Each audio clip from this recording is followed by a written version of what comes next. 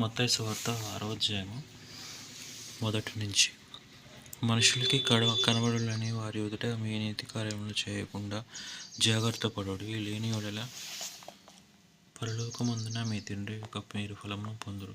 కావున మీరు ధర్మం చేయనప్పుడు మనుష్యులను ఘనత పొందుదరని వేషధారుల సమాజ మందిరంలోను వీధుల్లోనూ చేయలాగున నీ మందిరం బూర ఊదింపవద్దు, తమ ఫలము పొంది ఉన్నారని నిశ్చయముగా మీతో చెప్పుచున్నాను.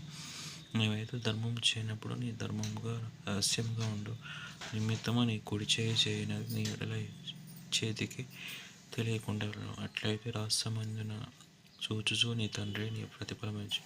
మరియు మీరు ప్రార్థన చేయనప్పుడు వేషధారులు ఉండవద్దు, మనుషులకు కనబడని సమాజ మందిరంలోను వీధుల్లోను మూలలోను నిలిచి ప్రార్థన చేయుట వారికి ఇష్టము. వారు తమ ఫలమును పొంది ఉన్నారని మీతో నిశ్చయముగా చెప్పుచున్నాను. నీవు ప్రార్థన చేయనప్పుడు నీ గదిలోకి వెళ్ళి తలుపు వేసి రహస్యమందు ఉన్న నీ తండ్రికి ప్రార్థన చేయొచ్చు.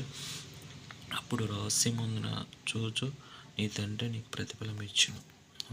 మరియు మీరు ప్రార్థన చేయనప్పుడు అన్యజనుల వ్యర్థమైన మాటలు ఆలోచింపవద్దు, విస్తరించిన మాట్లాడుట వలన తన మనవి వినబడినని వారు తలంచుకొనుచున్నారు. మీరు వారి వలె ఉండకూడదు.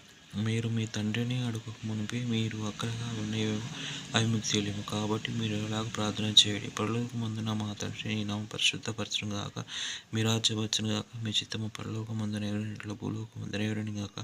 మా అనుదిన ఆహారము నేడు మాకు దయచేయము. మా రుణస్థులను మేము చిన్న ప్రకారము మా రుణములను క్షమించుము.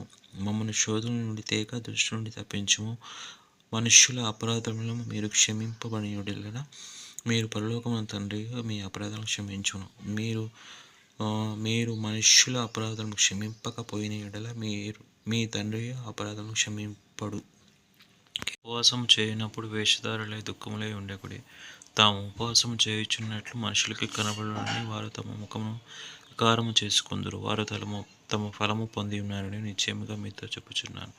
ఉపవాసం చేయుచున్నట్లు మనుషులకి కనబడులని కాక రహస్యమందున్న నీ తండ్రికి కనబడులని. నీవు ఉపవాసం చేయనప్పుడు నీ తల అంటుకొని నీ ముఖము కడుక్కొనుము. అప్పుడు రహస్యమందున చూచుచున్న నీ తండ్రి నీకు ప్రతిఫలం ఇచ్చును.